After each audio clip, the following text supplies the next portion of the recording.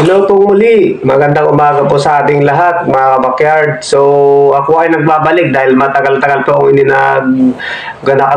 nakagawa ng video dahil may mga trabaho ka tayo na tinutukan na iba rin na trabaho. So, ang ibabagi ko sa inyo, mga backyard, at sana makatulong kahit pa paano, lalo na sa mga bago na nagbababoy na katulad din natin. So, bago po yan, intro po muna ako.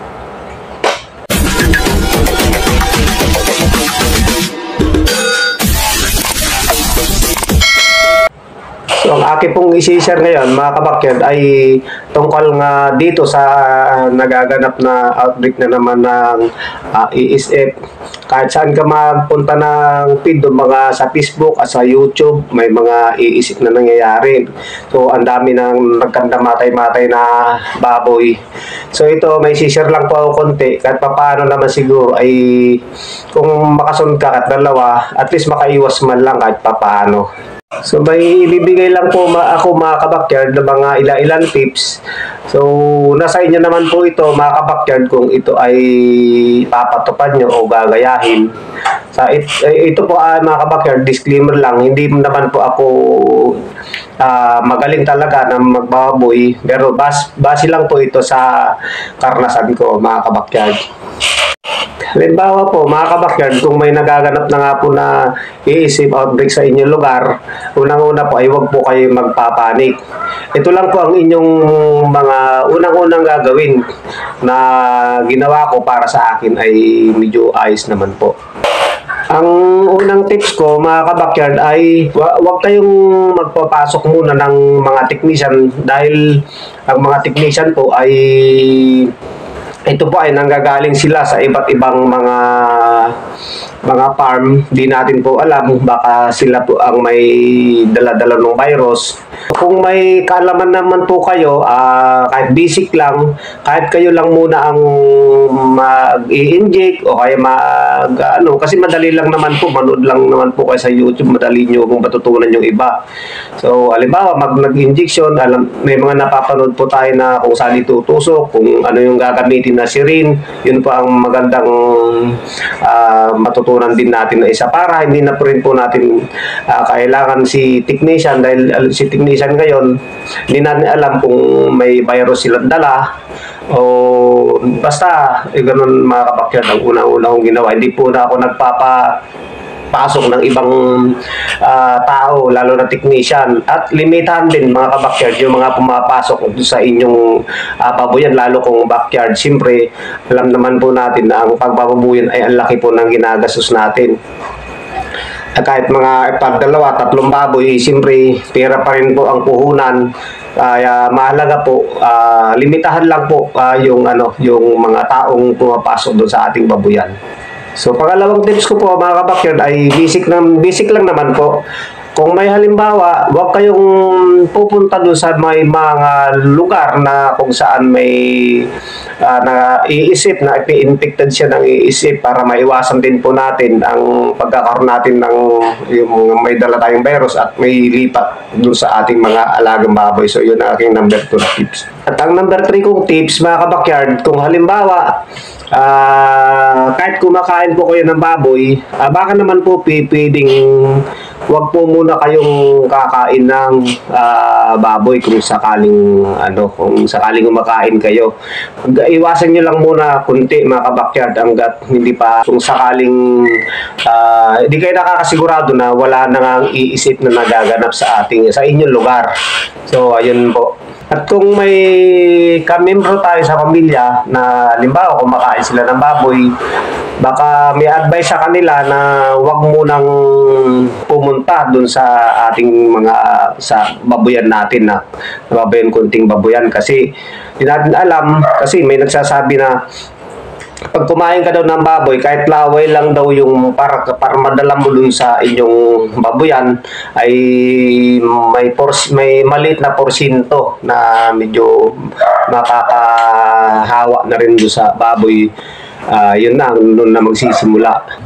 At ang pang-apat ko na tips ay halimbawa, meron kayong nag-hit na mga baboy, kung hangga't maaari po mga kabakyard ay wag mo po muna kayong magpabulog, kasi yung bulbulogan na yun, di nyo alam din kung saan din po nanggaling yun, kasi alam nyo naman ang bulugan kung ano-ano ang inaano niya, yung ginimit niya na baboy din na babaeng baboy, inayang baboy. So di mo alam kung may sakit yung bulugan na yan. Mas maigi kung ako, para sa akin, mas maganda po sa akin kung halimbawa, kasi kung marunong kayo mag-AI, yun ang pag-aaralan nyo rin mga kabakyard. Pag-AI nyo na lang, kayo manood po kasi yun, saglit lang po matutunan ang pag-AI.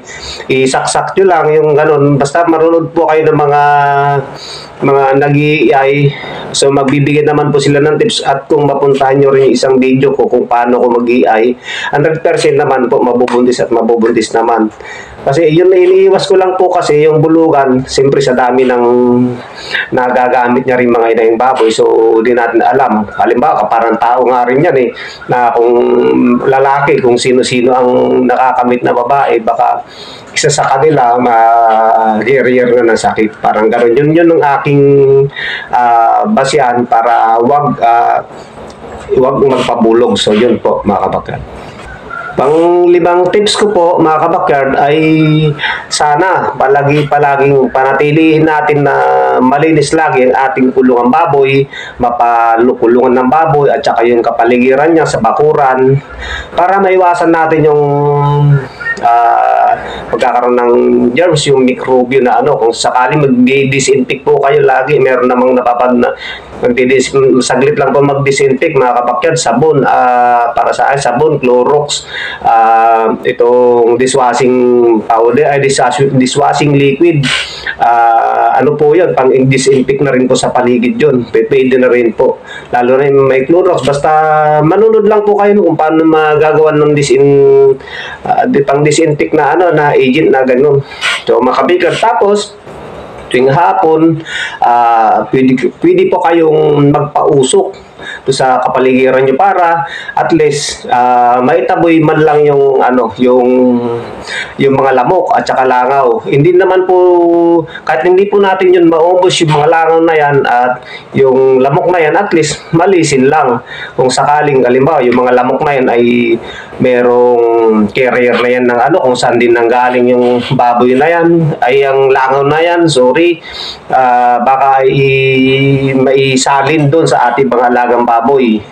So ayan lamang. At ang isa ko pang tips mga kabakyard, halimbawa kung meron isang baboy na may kahalo-halo na halimbawa matamlay, para sa palagay nyo ay may sakit, madadama nyo naman yan kung may lagnat yan o kung basta mo langganang kumain ganyan, kung nakahalata nyo na parang may sakit-sakit na siya, maaari nyo po yung ihiwalay sa ibang kulungan, o kaya doon sa ibang mga kulungan. Kung meron pa kayo mga bakanting kulungan, mas maigi, kasi yun po, baka doon na magsisimula yung sakit, magkahawa-hawa sila. Halimbawa kung may sipon, ihiwalay nyo na rin po para hindi rin po mahawa yung iba.